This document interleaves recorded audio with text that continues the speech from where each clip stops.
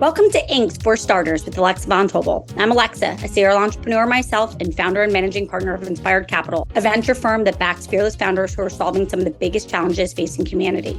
Now in our 6th season, we sit down each week with one of the best founders on the planet to hear their story of guts, inspiration, and drive. Let's dive right in. We had a little trouble with Eliot's mic, so we changed the tech partway through the episode. Apologies for the inconvenience, and we hope you enjoy. Hi, everybody. I'm your host, Alexa Von Tobel, and this week I'm excited for you to meet serial entrepreneur Eliot Horowitz, founder and CEO of Viam, an engineering platform unlocking AI, automation, and data for the physical world. Eliot founded Viam in 2020 to help companies build solutions across robotics, food and beverage, climate, marine, industrial manufacturing, and more. A career software developer and technology leader, Eliot previously co-founded MongoDB in 2007, writing the core code base for the pioneering database and leading the engineering and product teams for 13 years as CTO. MongoDB went public in 2017 and has since reached a market cap of over $20 billion. Before MongoDB, he co-founded the e-commerce company ShopWiki and served as CTO, and he began his career in software development in the R&D group of ad tech firm DoubleClick. Eliot is passionate about using technology to address societal issues, including working with waves to protect marine life in the North Atlantic and supporting billion oyster projects to help restore New York's harbor's ecosystem. And with that, let's welcome Eliot. First of all, Eliot, I'm so happy to have you here. I watched so much of your career as you co-founded and built MongoDB, and now with your latest venture, Viam. Let's start there, actually. What is this latest venture? Tell us all about it in your own words. First, thanks for having me, and really happy to be here. So Viam is a software platform that brings the power of AI to physical devices all around you. Right? Everyone has the experience of things in their house that are supposed to be smart, whether it's light switches or things that are not supposed to be smart, like air conditioning systems that you wish were smart and wish they knew when they were going to break or that something's going to break, or when they do break, it's much easier to get them fixed. All right, so we're all about taking physical devices, making them smart, making it easy for software and hardware engineers to work together to make the devices that people work with every day, whether it's in their house, their office, in a factory, on the streets, in boats, to just be better. I love that. By the way, my air conditioner just broke. And so I'm like, that one really hit home there. We're going to touch on MongoDB in a bit, but let's just start with, after taking a company public, why build a business again? What was the aha moment? And when did you dive back into the arena? Yeah, so after I left MongoDB, and it was during COVID, and so it was kind of just sitting around and hanging out with my kids. What I always tend to do in those situations is start tinkering with things that drive me crazy. And at the time, I just had things around my house that were driving me crazy. And the sprinkler system wasn't quite working well. And the sprinkler system didn't talk to the security system. And I started looking at all these problems and just started trying to fix them myself. And it was frustrating. Started doing some more research into sort of the broader ecosystem of like hardware and software. And I also really like playing chess. So I did what most people do in that situation, was I bought a really high-end robotic arm and tried to make it play chess with me. Again, this was COVID, so like I was bored of playing on an iPhone. I was like, all right, let's play chess against the computer, like on a real chessboard. And it was a pretty frustrating experience. I got it to work, but it was not a great experience. And then taking a step back, it became very clear that the problems I faced building a robot to play chess with me were the same as making your HVAC smart, which is the same as making boats know when things are going to go wrong ahead of time, doing predictive maintenance in any arena, whether it's in a warehouse, an air conditioning unit, or a boat. And that the world really needed a platform that bridges devices in the physical world, modern software, and AI, and putting that all into one package could be really valuable. And so that's what we started to build. I love that. And also, I'm like, you and I had different COVIDs. I'm like, you're building robots. That's pretty impressive. I had toddlers and babies. Viam is designed to be a versatile platform that makes it practical to start building any type of smart machine. Let's just talk a little bit about what you've accomplished in the last few years and what you're proud of. When we started, the idea that a modern software engineer working with hardware isn't something that they're very comfortable with, right? If anyone listening asks any one of their software engineering friends to go work on a hardware project or to start a company with them involving a physical device, they're really going to get probably awkward looks and they'd be like, no, thank you, things of that nature. And what happens is that there's hardware people who are really great at building interesting hardware, again, whether it's air conditionings or smart light bulbs or boats, And there are software people who are great at building things in the cloud and iPhone apps. And that intersection layer doesn't really exist. And I think what we've really accomplished is building this layer that really integrates physical devices, modern software programming, the cloud, and AI, and putting that into one package. And that's something that hasn't been done before. And our customers right now who are using it are just seeing incredible results in their businesses for their customers, and their users are incredibly happy. And that's just, always the best thing about actually building a company. I want to step back. Robotics have been such a compelling corner of the startup ecosystem for years, and they're evolving. And I think we're in a kind of a unique moment of time where it's evolving. I have this philosophy that I learned from somebody else, which is startups are basically having a great surfer on a good enough surfboard riding a tsunami. What is the tsunami in your mind for robotics underneath Viam? And so I think robotics, well, first of all, that word is confusing. So I think it means anything and everything and very little at the same time. So when I think about it, it's, the broader problem and sort of what we're seeing both in robotics and everything else happening is there's an explosion of devices in your life. Again, everything in your house wants to be smart, and now everything wants you to talk to it. And now I've got 5 devices in my house. They're like, oh, just talk to this device. And I'm like, I got kids. I don't need to talk to a Siri I don't need another thing to talk to. And everyone has devices that they buy in technology that are supposed to make things better. And at the end, people end up being a bit beholden to the technology in their lives. People end up having to deal with upgrades and fixing things, and they don't quite work. And they have this promise of fixing something and doesn't work the way it's supposed to. And in a broad sense, technology is making things better. But if you ask anyone a very specific thing about a thing, they're like, yeah, it's not great or it's not effective.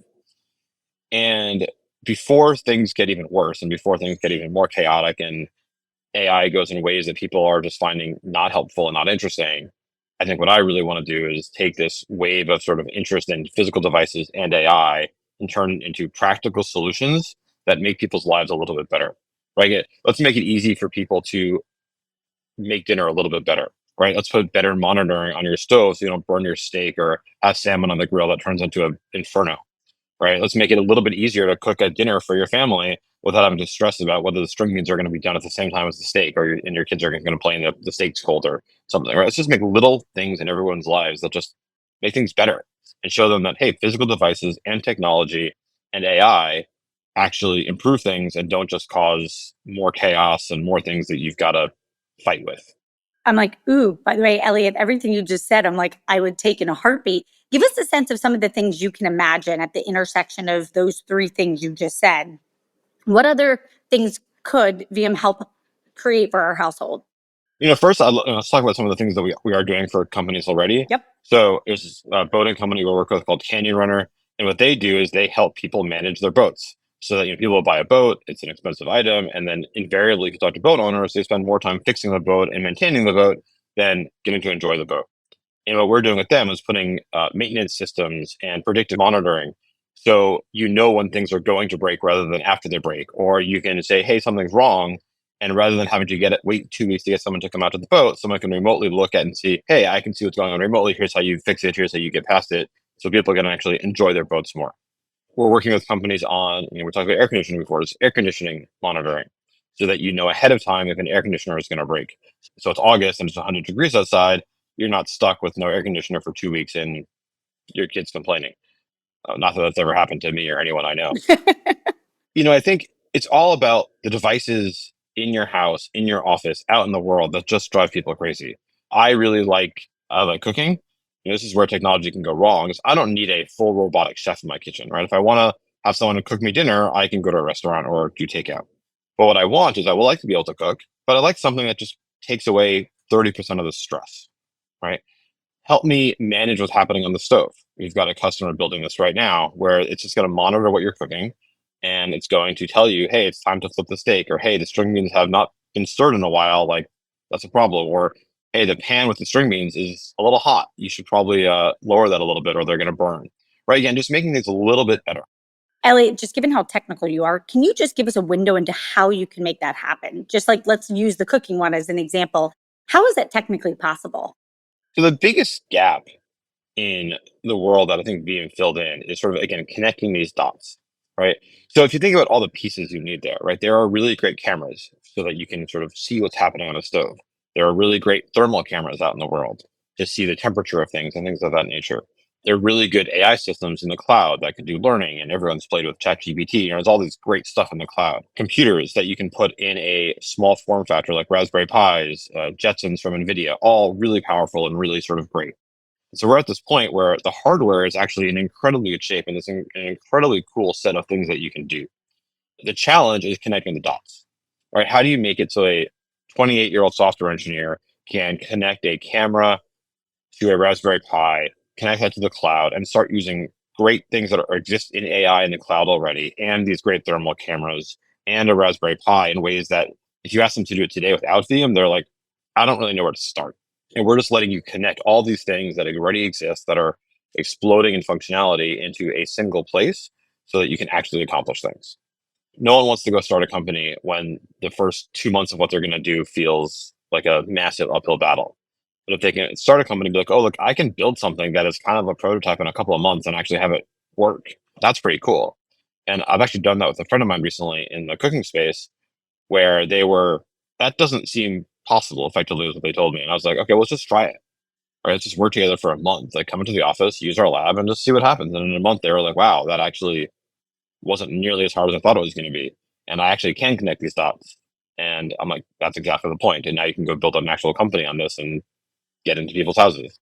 Basically, your point is that every single one of these systems that are pretty critical in our house to do everything, our stove and oven so that we can cook, our air conditioning and heating systems, our sprinkler systems, our security systems, all of them can be smarter.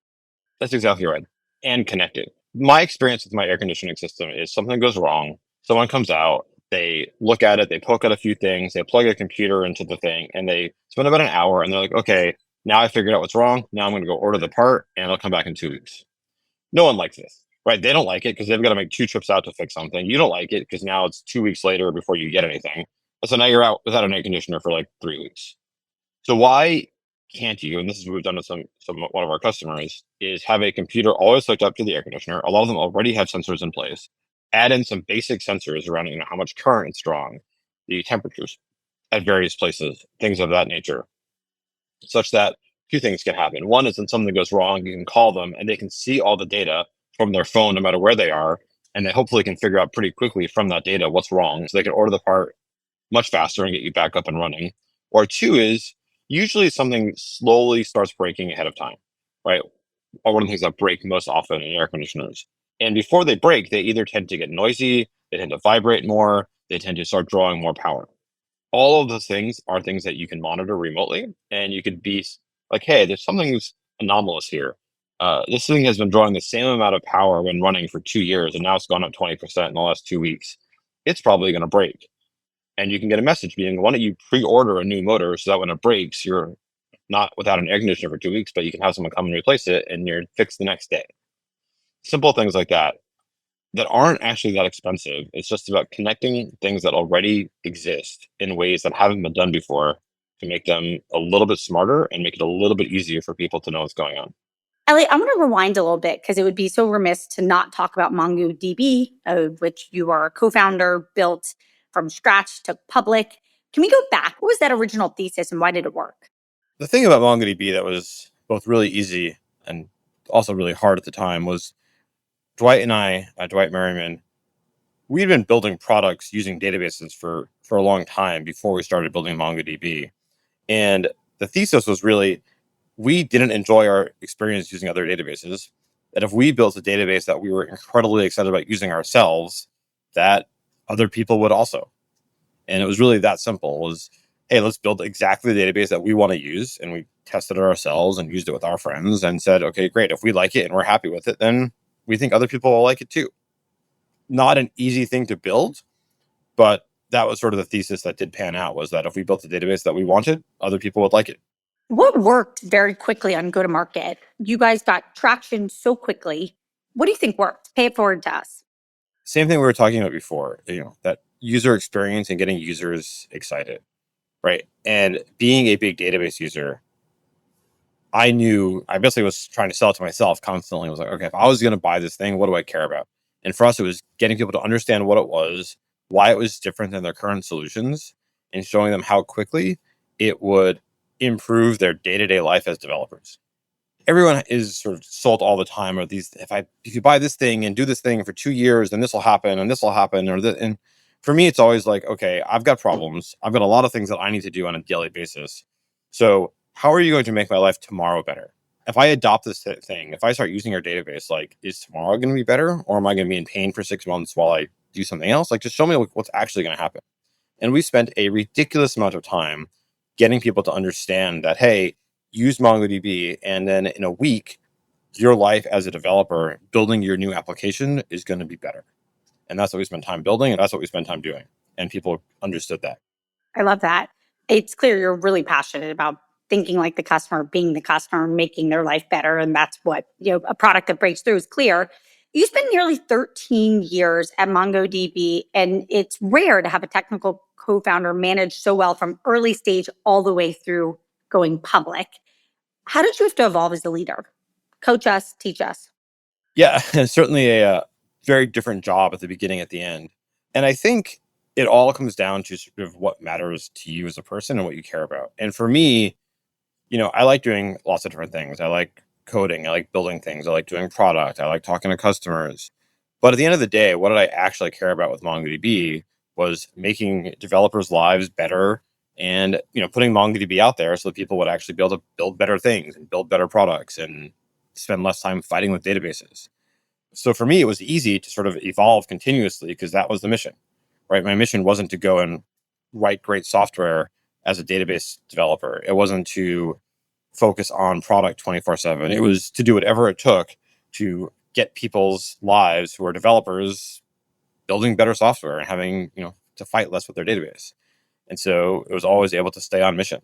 And I think once you're focused on the right mission and you're sort of aligned that way, then putting in the work to figure out, okay, great, now I've got to figure out how to manage 600 people, and that's different. Or now I need to figure out how to build out a support organization. Those become tactics as opposed to sort of painful things you have to get done. And once you've put it in that frame, then it becomes so much easier to actually do the work. I agree with you. I want to talk really quickly in the rearview mirror because I feel like hindsight is 2020. What do you think was the hardest part, and what was the most fun part? The hardest part of building MongoDB definitely was going into the database market. It's a big, complicated market with a lot of opinions and a lot of, money being thrown around in a lot of places. And the politics of the database market and the politics of the developer world are a little crazy at times. And so there's a lot of moments you need a pretty thick skin. The fun part was, like, every time I talked to a customer or a startup that was like, hey, I use MongoDB and it made my product possible. Right. Still today, I end up meeting people all the time. They're like, yeah, you know what, Elliot, like, if it wasn't for Mongo, like, I wouldn't have been able to build that company. I wouldn't have been able to do this. I mean, that never gets tired. And the other thing that I'll never get tired of is meeting MongoDB employees who are like, yeah, you put my kids through college, or you helped me buy a first house. And, a little bit different, but that's also like, that never gets old. Yeah, I hear you on that piece. That's a pretty special piece. And we'll be right back after a message from our sponsors. Elliot, I want to transition to you. I always like to go back for repeat entrepreneurs and ask, and especially now that you're a parent, if you think back to your childhood, being raised by your parents, was there something that you kind of attribute to preparing you really well for your now very successful entrepreneurship career? I think there's a few ways to think about it. On one hand, my love of technology, it was very clearly, my dad tinkered with computers at night, and I learned how to program with him when I was a kid, and that was sort of clearly became a through line. I don't think it's a direct line to starting companies, but it was, I had a sort of a deep interest in technology pretty early on and a deep interest in tinkering. I think if there's anything that I sort of got early on was just sort of a life short, make it better for people, as opposed to in some ways, people think about entrepreneurs as thinking really big and grandiose, and think about MongoDB and Viam, they're like really big ideas that are big and important and can become very big companies. And at the other hand, the other side of it is just like, at the end of the day, why am I doing it? Well, it's not to build a really big company. That's not why I started MongoDB. I started MongoDB to make building products better for developers. Why am I starting Viam? To make people not burn salmon when they're putting it on the grill. It's very small, practical things for regular people. And then if it happens to be a really great thing that can be really big, that's great. But I think it was a very strong focus sort of in my life of just, my childhood of just like, okay, what actually matters? Eliot, you and I have something in common, which is we both come from a family of doctors. And I wanted to just get a sense of where did that early spark for entrepreneurship come from?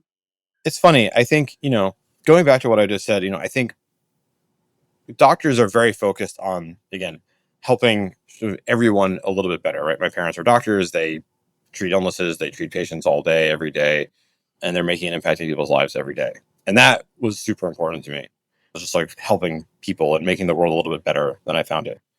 I think the entrepreneurship, again, became a tactic as opposed to the strategy, right? I don't think until I literally started a company, I don't think I ever was like, oh, I want to start a company. People were like, hey, were you like in the entrepreneurship program in college? I was like, no, like that wasn't why I started companies, right? It was always hey, here's a problem that I see, I want to fix it. How do I fix it? Well, the only way to do that is to start a company. So great, let's go start a company. And the motivation was always, here's a problem, let's fix it. I love it. You're a repeat founder. You've done this, now a few times. And if you think about the biggest skill set that has made you successful in it outside of customer obsession, what is it? What do you feel like you take with you each time that's making you better and better at being an entrepreneur? You're making a big assumption that I'm getting better and better, but thank you for that. I think, like at the end of the day, what is really important is a complete and utter stubbornness in being single focused on being, hey, look, here's a problem and I do want to go fix it and I'm going to fix it.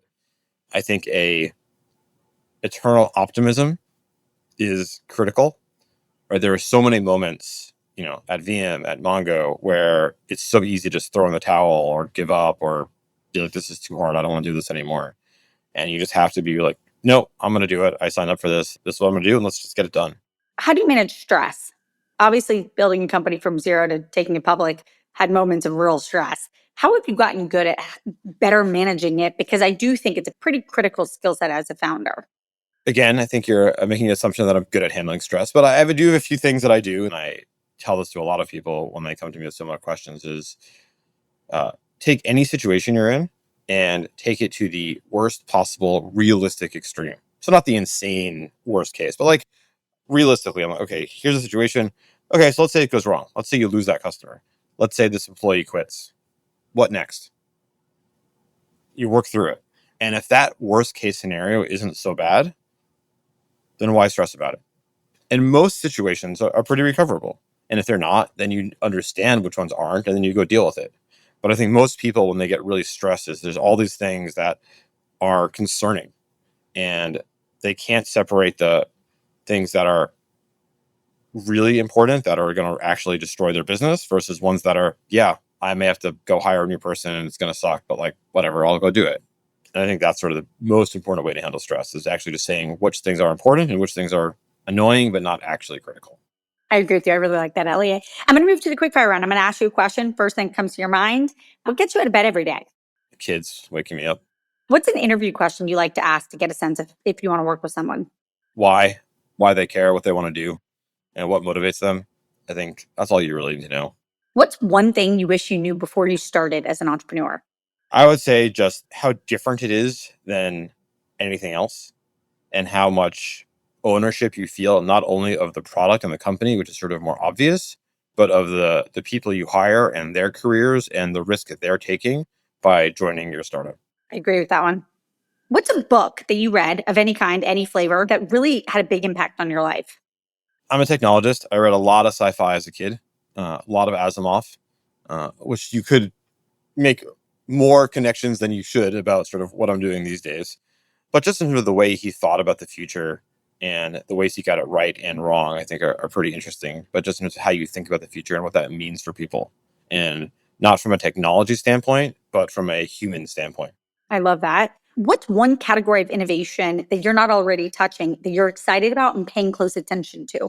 Food production. And this is something that, maybe I'd like to get into at some point, but, I think food production is really important and how we grow food that is healthy and more locally sourced. And I think there's a lot of buzzwords that go around, but just at the end of the day, healthier, sustainable is critical. I like that. Last question. As a founder, what's one thing you hold as sacred? I would say the number one rule at Viam and at Mongo for everything that I was involved with is don't hire any jerks. I think that there is no one good enough to be a jerk in the office. If people don't like someone and people don't like working with someone, they have to go away. That's a pretty good rule. Ellie, it has been such a pleasure to chat with you today. It has been fascinating to learn from you. Thank you so much for joining us. Everybody out there, if you want to learn more about what Eliot is building right now, head to viam.com. That's VIAM.com. Or check out MongoDB. That's mongodb.com. And you can join us next week for a new episode of First Starters with Alex Von Tobel.